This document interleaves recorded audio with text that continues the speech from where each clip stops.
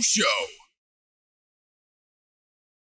The Bro Show on your Radio Breakfast Extreme Megamix 101.9 FM. Welcome, Megamixers. Welcome, bros and sis. Oh, yes, this is your Bro Show where we talk about everything and anything and try to make sense on what's happening. The Bro Show is always being brought to us by Home Care, AIDS Plus. Mga Megamixers, alam nating lahat na ang pag-aalaga sa ating mga mahal sa buhay na mayroong karamdaman ang pinakamahalaga ngayon higit kailanman. Kaya naman nandito ang Home Care, AIDS Plus para sa ating health and medical needs, personal care and hygiene products, health, helping devices at mga assisted living equipments. Mga Megamixers, kailangan po talaga yan para maprotektahan ang kalusugan, maprotektahan ang well-being ng ating mga mahal sa buhay, maging ang mga pang-araw-araw nating kailangan para maproteksyonan ang ating mga kalusugan katulad po ng sanitizers, first aid essentials, wheelchairs, crutches, limb and back supports at mga vitamins. Hindi madali ang mag-alaga, we know that, pero maaari itong gumaan kung ang mga gamit natin ay tama. At good news mga Megamixers, dahil ang ating mga face mask ay 20% off while supplies last. Kaya naman mga Megamixers, hurry, okay? Ang Home Care AIDS Plus ay nasa East West Business Center. Tawag lamang po sa 747-8771. Again, nasa East West Business Center, sa Upper Tumon, sa tabi ng Bank of Guam. Love can only be true if we care. Home Care AIDS Plus. Ang ating Bro Show ay hatid din sa atin ng Jack in the Box. Breakfast all the way, breakfast all the time. Jack knows what you want. Ng Godfather Shoes, uniquely handcrafted, especially made just for you. At ng The Medical City, where patients are partners. For your next medical travel to the Philippines, visit the Medical City Referral Office. Nandiyan po sila sa Rancare Building sa May Tamuning. Tawag lamang kay Ate Rachel sa 988-8627. Again, the telephone number is 988-8627. Choose the Philippines. Choose the Medical City. Good morning, Megamixers. My name is DJ Doods, your true Manila man, and I am with the Bro Force, starting with what is your next class before this? The professor, the birthday boy, Professor Matt Lester Mattel. Good morning to you, Prof. Good morning, DJ Dudes. Half a day, happy Friday. Napakagandang Friday morning sa ating mga tagapakinig. And once again, it's the Bro Show when we have a very exciting episode for you guys at I'm sure makaka-relate lahat ang ating mga tagapakinig. So yeah, I'm really excited for this one. Lahat ng mga titas makaka-relate. And speaking ng tito, eto, to complete our Triforce, he's not a boy anymore. He is a man anymore. The wild man, Mr. Bojo Molina. Good morning, dudes. Good morning, Prof. Gusto ko yan. He's not a boy anymore. He's a man anymore. Anyways, bago nga ako bumati, nakabati na ako. Prof, happy birthday. At siguro kaya ito ang topic natin kasi dito kayo lumaki eh. Dito na ako tumanda, dito na kayo lumaki. Well, tuloy-tuloy na natin to, dudes. Alright, eto, mga Megamixers, hey bros, you won't believe this, okay? Yeah, we grew up during this era. Pero 30 years ago na pala to. Magkakabukingan talaga tayo ng mga edad dito. Kaya naman, calling all the titos and all the titas, lahat ng mga chong at lahat ng mga chang, pag-usapan natin way back when yung ating mga panahon. Ibang klase talaga to. Okay, let's talk about the 90's. Can you believe that? 30 years ago na ang 90's. Mario Josep. Naiiyak ako. Feeling ko. Naiiyak ako. Saan pumunta ang panahon, Saan pumunta ang panahon? Exactly. Para pumihit lang tayo. It's 2021 na. Pero ito mga Megamixers, hey, feel free to join us. You can always text your messages, your greetings, okay? At yung mga thoughts nyo sa 988-1019. Pero bros, ito may mga tanong ako, Walking down memory lane. Kung maaalala nyo, yung feeling nyo, okay? Pakiramdam nyo, sa isipan nyo rin. Ano ang best international song during the 90's? Let's start with you, Bodge. Meron ako dyan. Best international song sa tingin mo, Sige, ano? Sige. Number one, 1991 or 1990 or 1991, More Than Words. Yun ang number one song para sa akin. More Extreme. Than Words. Extreme. Talagang nung pumasok yan, papasok ako ng college, lumalabas na edad ko, pag graduate ako ng high school, papasok ako ng college niyan 90's. So talagang alam ko yung mga kantahan dyan, mga formahan and everything. But ako talaga, one of the biggest song and one of the tumatak-taking kanta talaga is More Than Words by Extremes. I will agree. Kasi lahat ng mga bata nung 90s, gustong mag-gitara, gustong i-play. Long hair. Yung plucking. Long hair, jeans, di ba? Tank top na puti. Or kaya white t-shirt. Ginagaya yung Extreme. Tsaka lahat gustong mag-gitara dahil sa Extreme. Correct. More than words. How about you, Prof? What do you think? Para sa'yo, ano naman ang best international song of the 90s? I wouldn't say international, pero probably the most memorable for me. And the host of other songs, yung kanta ng For Non-Blondes, yung What's Up. Yung dance, ito yung dance era, di ba? Parang every week, may lumalabas sa bago, tapos sinasayaw. And talagang, ang tao talaga nakikinig sa top 10 charts. Pero yeah, that's probably not the best, but one of the most memorable songs na talagang pinaulit-ulit, ginasgas kung saan-saan ginamit yung song na yun. Hanggang environmental awareness talaga ginamit na nila yung song, but yeah, that song is very memorable, and a host of other mga dance songs, diba? Mga The Sign, yan, mga Boom Shakalaka, diba? Magkakahana yan. Boom Shakalaka, Apache Engine, yes. What's up, For Non-Blondes? What's going on at 25 years and my life is still so on and so forth, right? Tama, yun. Diba? May disco version pa yan. Oo. Yeah. Ito naman, for me, I think the best international song of the 90s would be Macarena. I think it is. Sa pakiramdam niya. Parang buong mundo nagmakarena eh. Diba? From all ages. Whether toddler, baby, pinagmamakarena natin hanggang sa mga senior citizens back then, lahat nagmamakarena. Los Del Rios, di ba? Makarena talaga. Parang pag tinugtog na yung few first notes ng Macarena, magtatayuan na lahat eh. Tapos magmamakarena na. Di ba?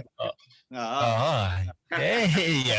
Eto, next question sa inyo, bros. Sa tingin nyo, sino naman ang the best Pinoy basketball player of the 90s?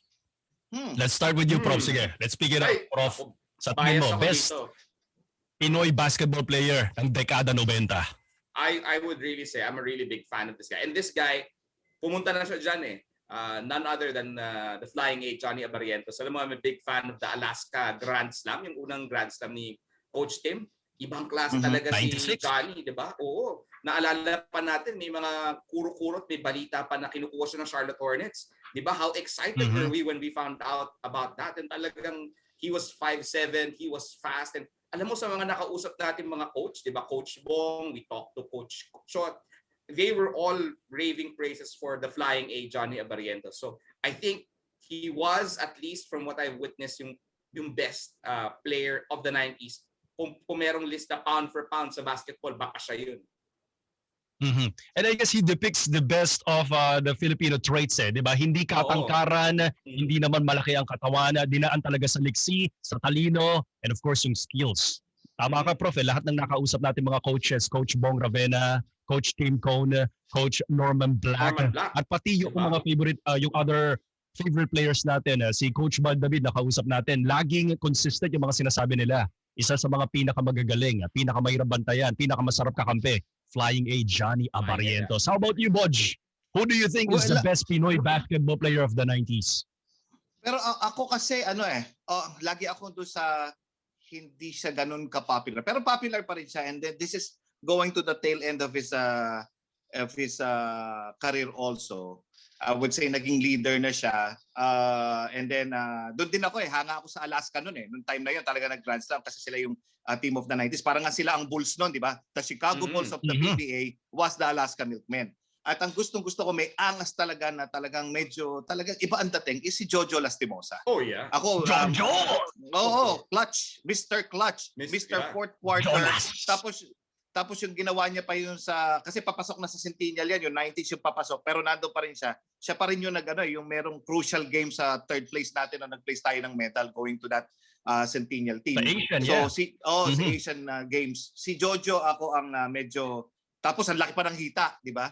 Grabe. Yun, Jojo, ang trademark kasi ng basketball nung 90s is palakihan ng hita. Sila Jojo Lastimosa, sina Johnny Del Cardel, yan ang mga hita nun di ba? So ako si Jojo. Kailangan kasi yan eh. Kailangan talaga malakas kang bumalakang eh. Correct. Babalakanin mo kasi. Eto, meron tayong meron tayong super tropa from our mega text line 9881019. Ang sabi niya, the best basketball or Pinoy basketball player in the 90s will be the Big J. Of course, namamayagpag pa rin si Big J doon. Hindi lang naglalaro nagko-coach pa. Kahit noong 1940 siya na eh. Joke lang. Oo, talaga matindi.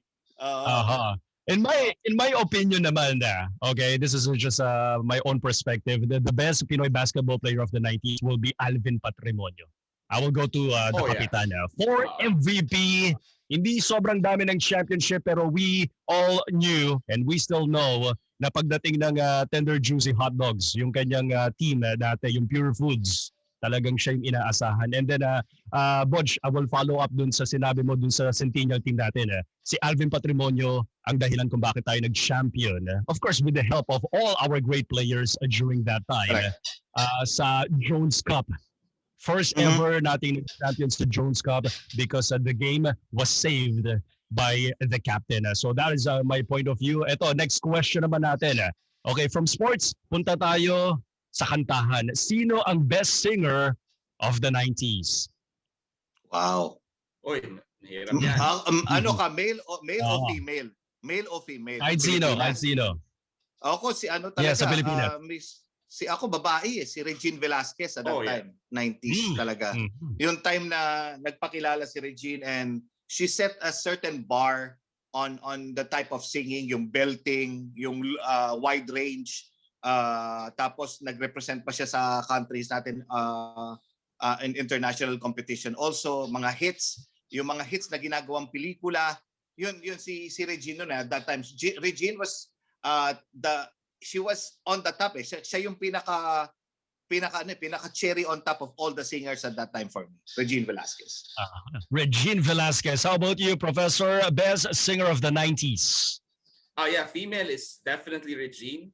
For the male, I'm actually thinking who the best is. I would say Gary V or yung kasagsagan ni Ariel Rivera, 'di ba? He was really very popular.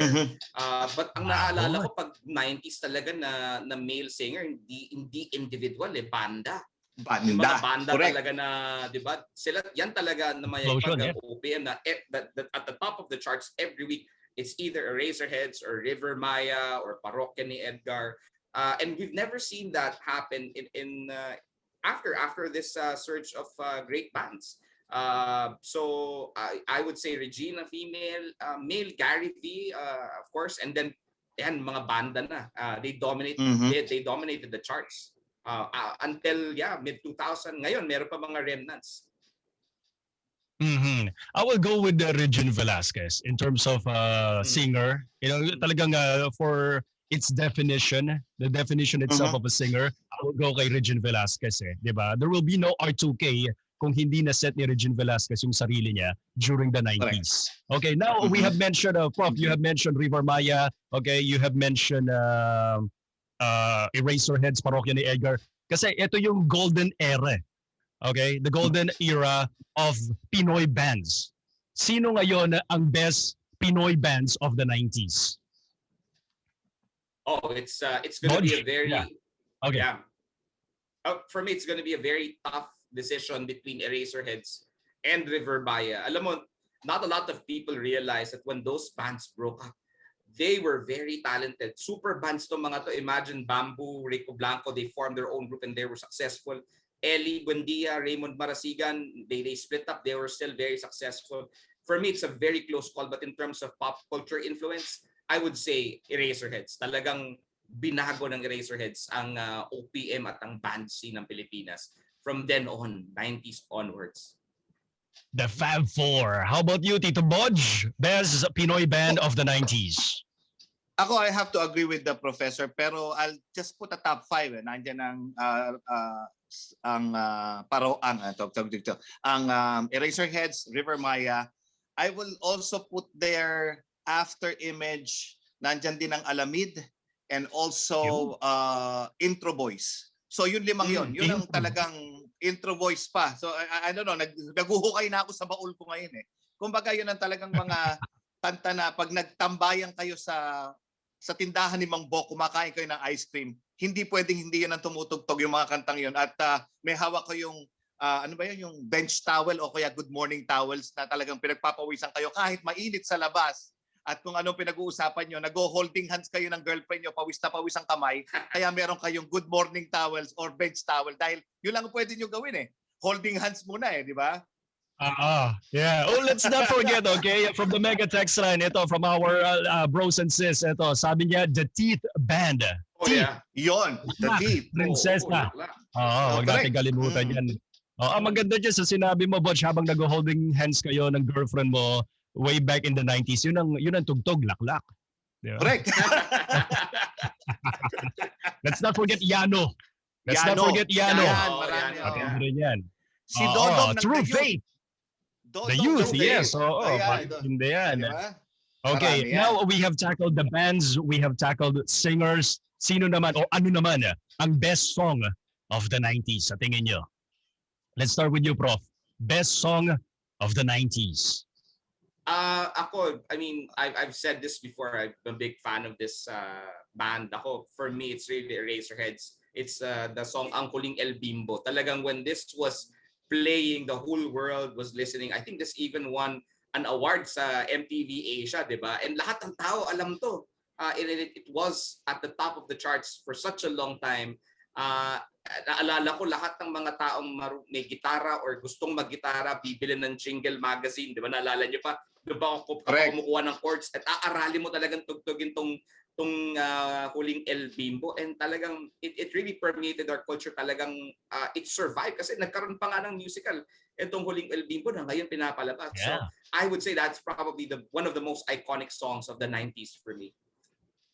How about you, Bodge? The best song of the 90s. Ako papasok naman ako dun sa talagang na-experience ng high school and college. Kasi nung 80s, merong bagets, di ba? May bagets, may farewell.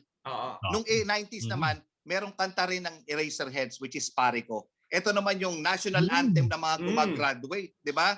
High school, college, kahit anong batch ka from the 90s, imposibleng hindi nyo kinantayan nung graduating year nyo. Kumbaga, kung ang farewell is in the 80s, ang 90s Parico. Ano ba naman ito? Di ba? Ba. May isa pa Eraserheads sa magandang graduation song, yung kantang Minsan, 'di ba? Kinakanta din yan. Minsan, yeah. Oo, 'di ba? Minsan sa may Kalayaan building ng UP. I will go sa this is my personal choice as well. I will go sa El Bimbo because of its achievements. Grabe. Yung nakuha ng El Bimbo. Pero wow, ang vote ng Professor at ni Tito Bodge, parehong Eraserheads. Parico and El Bimbo. Ito naman okay, from music, let's go to TV. Sa tingin nyo, ano ang best TV show of the 90s? Lalayo pa ba tayo dyan? Ang sa akin, madali sagutin yan. Ang TV. Ayun. Iconic. It's actually, kaya ako sinabing yon is because, of course, naandyan ang palibhasa lalaki, naandyan ang gimmick, naandyan ang iba't ibang shows. Pero ang TV, pambata, pero manonood, yung mga kaedad natin, naghihintay tayo ng 4:30 talaga, manonood tayo na ang TV. Siya ang SNL natin ng bata noon. Sa Saturday Night Live ang dating Di ba? Talagang wala kang pupuntahan na hindi alam yung expression na nye, di ba? So sa akin, ang TV, hanggang sa it developed a lot of stars also, and then going into the 90s, so to the 2000s. So yun ang sa akin, ang TV. Excuse me, please. Correct. Ang TV, 4:30 na, ang TV na. That's a great answer. How about you, Professor? Best TV show of the 90s? I wouldn't say best, but the most iconic and memorable for me talaga itong, siguro itaas natin yung time sa atang kaunti, pang prime time. For me, Home Along the Realist. Kasi talagang, people were tuned in. Talagang that was the height of the popularity of Dolphy, or probably not, near the height of the popularity. Inaabangan yung weekly episodes. Tsaka talaga pag nag-guest ka doon, iba ka, di ba? Like, may narating ka na talaga. So, for me, it's Home Along the Realist. Napaka-unique nung concept niya. Sumasalamin talaga doon sa buhay ng Pilipino ng mga panahon na yun. I will go to maybe because of its impact. I will go to ASAP. I will go to ASAP. Game changer yung ASAP during the 90s. Nagkaroon talaga ng new meaning ang concert TV in the Philippines. And then I have another answer which is will be Bubble Gang. Dalawang longest running mga television show. Bubble Gang. Until now, we still have the Bubble Gang. Of course, Bitoy. Ang dami rin mga talagang pinasikat na mga shows na to. Pero mula sa ating mega text line 9881019, sabi dito, TGIS. And of course, kapag nasasabi yung mga ganyan, kailangan banggitin natin ang gimmick. Oo, syempre. Gimmick. Syempre. Para mo sinabing umaga't gabi, kaliwat kanan. Sabi ko nga noon, naikwento ko sa inyo, I remember telling you stories before na pag pinagsabay mo ang out of town show ng gimmick at saka ng TGIS sa isang probinsya, huwag kang mag-alala, puno pareho yun. They have their own kumbaga squads and legions of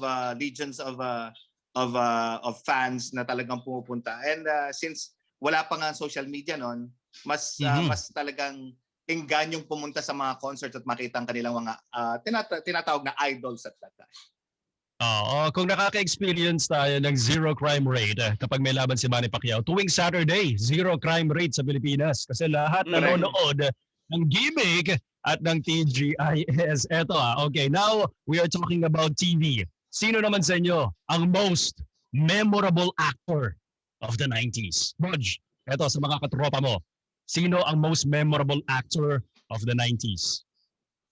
90s. Hindi ako pupunta doon sa contemporary ko kasi marami yan eh. Kasi I have to be fair to everyone eh. Sa akin, iba yung standing ni Aga Mulak at that time nung 90s.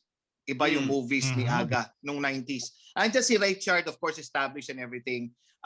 Ito yung pumapasok yung from Aga that was Miguelito ang Batang Rebelde, going to serious roles, going to the other roles that he has. Of course, marami diyang 90s yung action stars na ang init sa Pilipinas pero naka-jacket. Pero ako, titingin ako kay Mr. Aga Bulak nung 90s. Aga Mulak, oo, sana maulit muli. How about you, Prof? Who is the most memorable TV or rather actor, movie or TV actor in the Philippines during the 90s?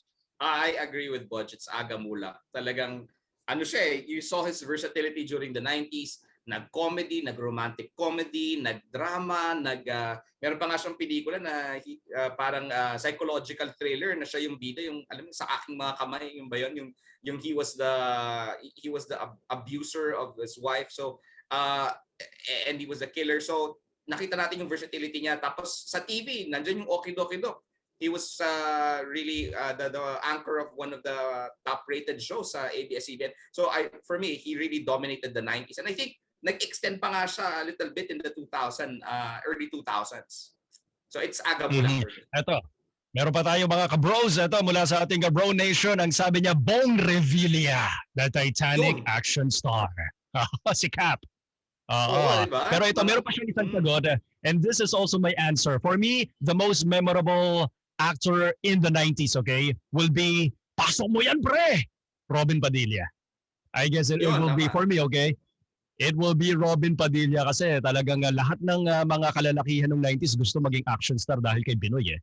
Diba? Lahat talaga kung lumakad may swag eh. Diba? O, 1 kilometro yung sway because of Robin Padilla. Okay, now we are talking about actors, okay? Sa tingin nyo naman, ano ang best Pinoy movie of the 90s? Let's start with you, Prof. Sa tingin nyo, on top of your mind. Ano nga bang pelikula? Ako, ang naalala ko at ngayon piniplay pa rin hanggang ngayon talaga yung yung pelikula ni Aga tsaka ni Lea, yung Sana'y Maulit Muli. Talagang until now, people are still talking about it. Para siyang One More Chance ng year 2000s.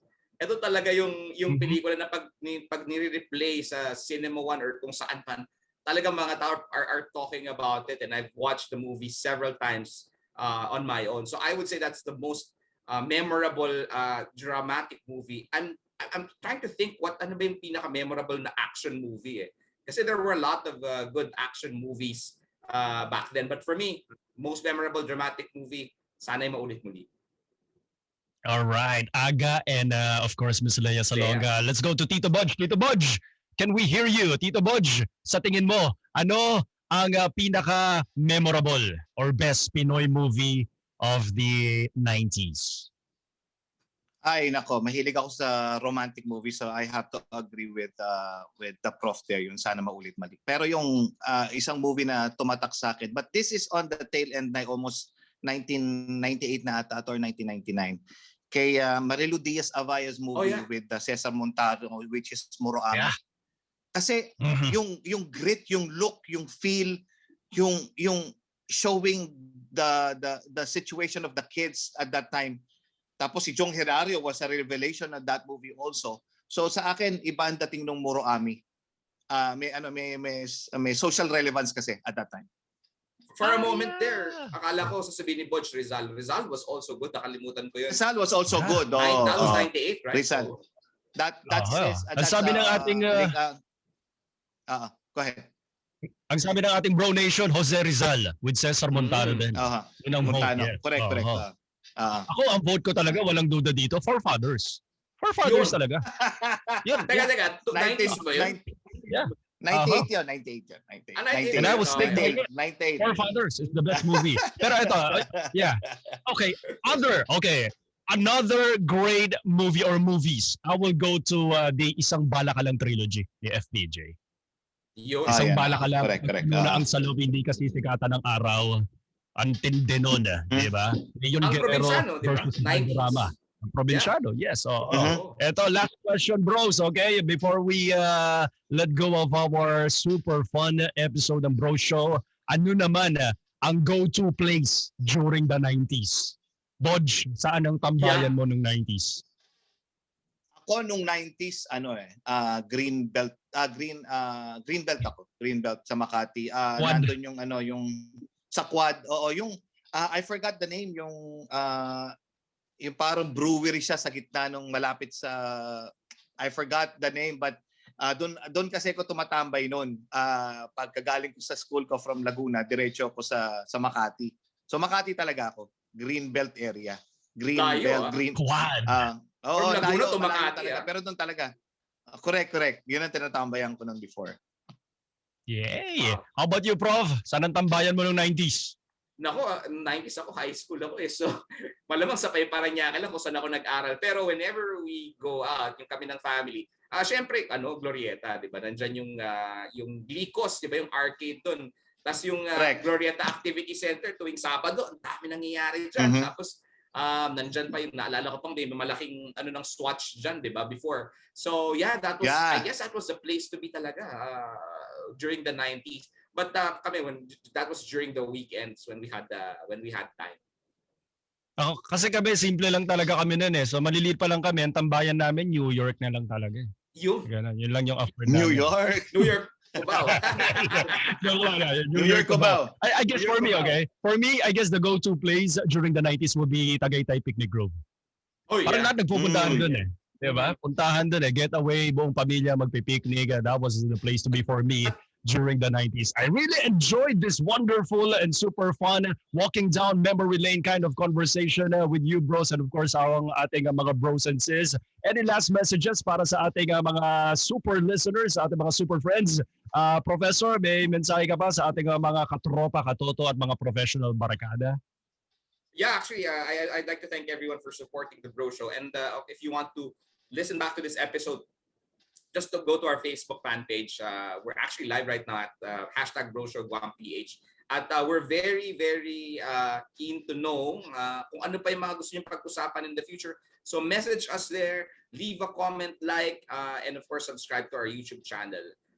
And for everyone sa Guam, please stay safe. Have a great weekend. I know that may surge na naman uli dyan. So yeah, take care, guys. All right, thank you so much, Professor. And of course, ang ating Tito Bojo. Tito Boj, any last messages para sa ating mga bros and sis? Dudes, I really had a great time right now, Prof, because bumalik yung mga alaala nung kabataan ko, 'di ba? Sabi nga nila. So, wag natin yun ang kailangan i-remind natin sa sarili na we need to go back to those to that feeling of being young, enjoying our lives. Kasi especially right now, sinabi nga ni Prof, meron na naman tayong certain clusters here on Guam na nakakadismaya. Magandang balikan kung may mga memorabilia nga kayo sa bahay, pictures and everything. Tingnan nyo, huwag kayong pumunta sa social media kasi ang dami nyo makikita. Maghanap kayo ng mga old photo albums, old notebooks that you have, old stuff. Kahit love letters nyo noon, basahin nyo kung nasa inyo pa. That will revive your inner youth. And when you have your inner youth with you, your body will react positively and you'll be healthy. Kaya balikan natin. Sabi nga nila, hindi tayo tumatanda dahil hindi tayo naglalaro. Dahil hindi, sabi na, di ba may sinabing gano'n na, kaya tayo tumatanda kasi hindi na tayo naglalaro. Kailangan natin maglaro ulit. Ginawa natin ngayon. I know we have a lot of serious topics, but right now, I really enjoyed it because this is a fun episode for us. All right. Thank you so much, Tito Bodge and the professor. And to you, Mega Mixers, bros and sis, thank you so much for always listening to your bro shows on Mega Mix 101.9 FM. My name is DJ Doods, and I'm always reminding you to work hard, to be kind, to pray harder. Amazing things from God will definitely happen. Please enjoy your Friday, enjoy the weekend, and God bless everyone.